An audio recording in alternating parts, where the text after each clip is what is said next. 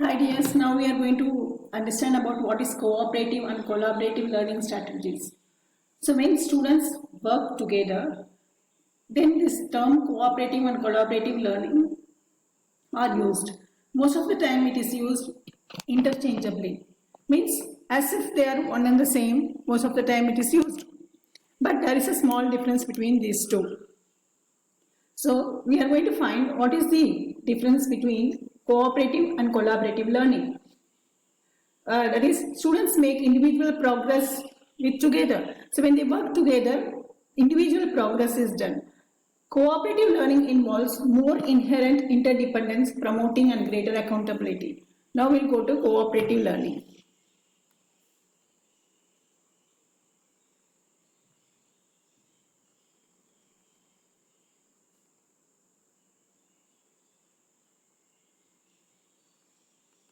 What is cooperative learning?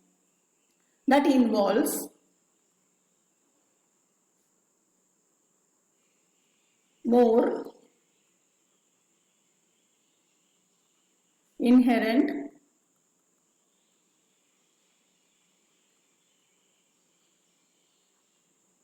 interdependence,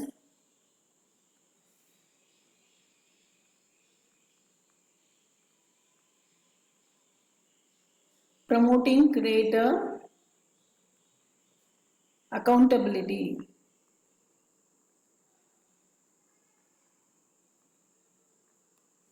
So they are interdependent. Means therefore, suppose there are 20 students who are doing cooperative learning. Means there are say A, B, C, D like this. People are there. A is dependent upon B.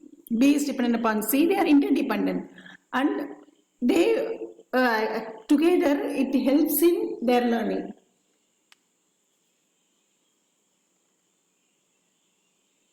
So this helps a lot in learning. So while this is a pedagogical method, okay, these pedagogical methods is the same. It is to provide students with opportunity to engage with each other in thoughtful learning. And if you talk about cooperative as collaborative, both it is a some pedagogical method we are going to adopt. What is this pedagogical method? It is all about what it helps us.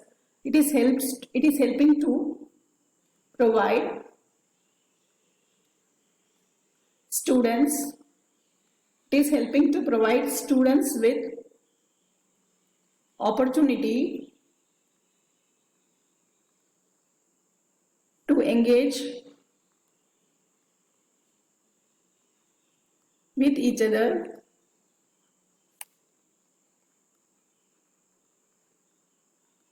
in thoughtful learning.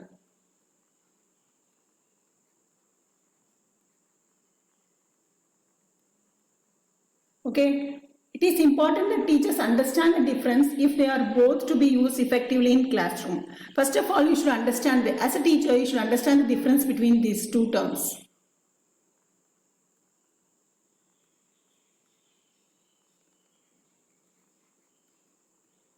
Difference between what? Cooperative. What is cooperative and what is collaborative? Why?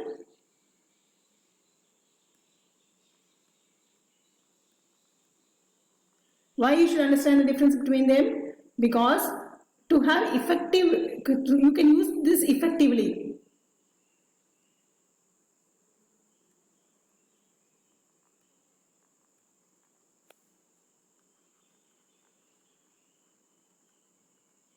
If you want to use this effectively, you should understand what is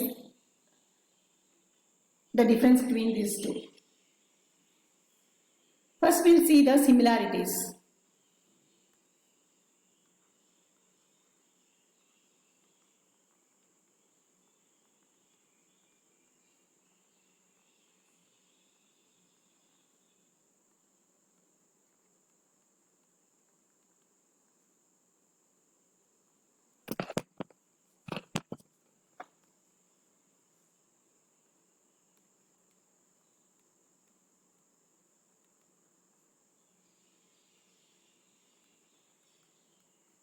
What is the similarities between cooperative and collaborative learning? First one is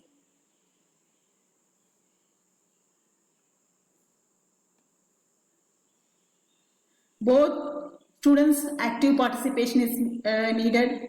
Okay, so it is not like lecture or passive learning. They sit in the classroom and just teacher do some bug and students just see the teacher. It's not like that.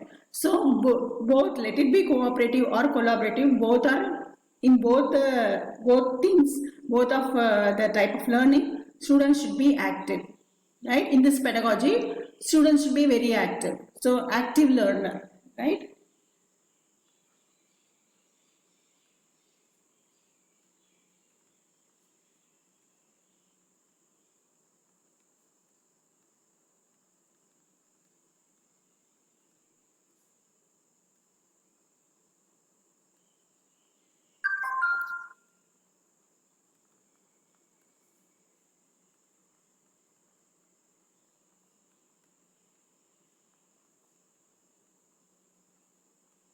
So in both the cases, the learner should be active. Let it be cooperative or collaborative. That is the first similarity. Here, students is having their own responsibility. I have to learn. Okay, so that sort of responsibility students should have. That is the because they are active learning. No, they have responsibility. So students assume a degree of responsibility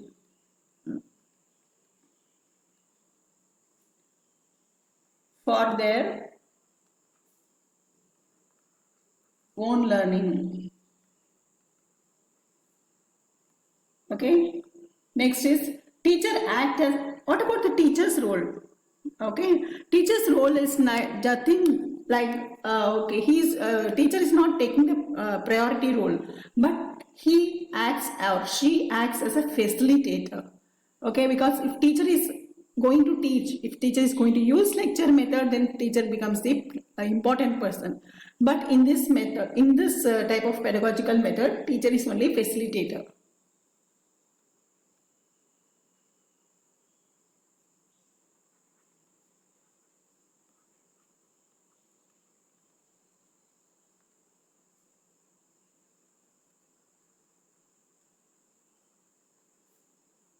Right? So here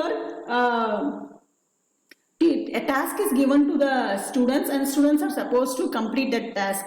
Let it be project or some work, okay? Maybe they are doing some project together or some sort of task they are doing together. So it's students work to complete it.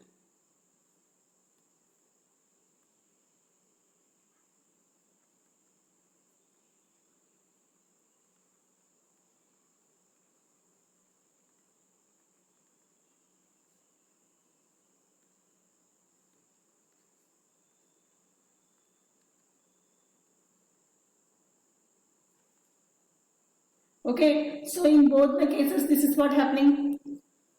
Here, because they are active learners, here students are active learners. Here what happens is, whatever they learn, that becomes in their memory for longer period of time. That is, retention is there. That is the greatest plus point here, because they are active learners. So increase levels of information retention. The information they can retain for longer period of time. Here, different type of students, they learn together. So one may be very intelligent, one may be okay, one may be very poor, or they can come from different background. So different types of students, they join together. So it embraces student diversity.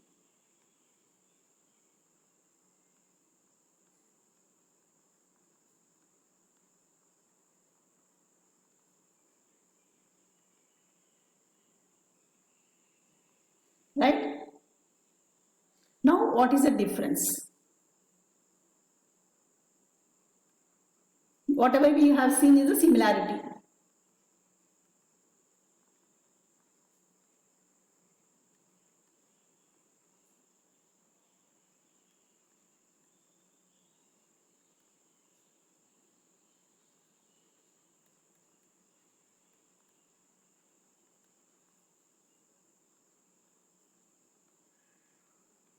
What is the difference between cooperative and collaborative learning?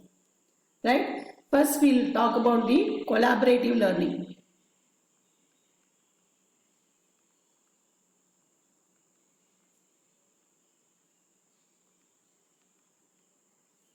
Okay, what is collaborative learning? Right? So all students, they collectively work. Okay, there are many students. They work collectively.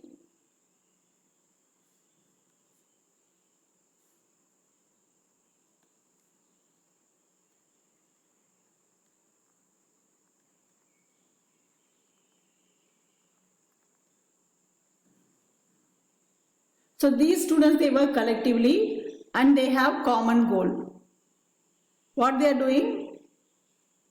All these students have common goal. What may be the goal? Their project, they are supposed to complete their project. Maybe their goal. Okay, some common goal is there. So in order to achieve this common goal, they work together, right? That is their first work, right? They work together. Many students, they work collectively. Why they work collectively? They have some common goal to achieve. So here there are 3 students, suppose student A, student B and student C. A, B, C, they work together collectively. They have common goal because they are going to complete a project together. Suppose they are going to complete a project together. Their common goal is to completing the project. And then students are accountable to one another. So A is accountable to B. Okay? Means the work is divided among themselves and they do the work. So A is accountable to B, B is accountable to C and C is accountable to A. So they are accountable to each other and they have certain appropriate direction to do. With self-manage, they have to manage themselves also. And okay, self-managing skills is also needed for this. And then say they learn to better understand. So they learn to better anticipate the difference. You know that A, B, C are different. Okay, A, B, C, these 3 are different identity, and they will understand that if some argument happens, they say it's okay, fine. Like this, they try to anticipate the difference and recognize it themselves or others. And they recognize themselves and they recognize others and they use it as advantage. A may be very good in writing the report.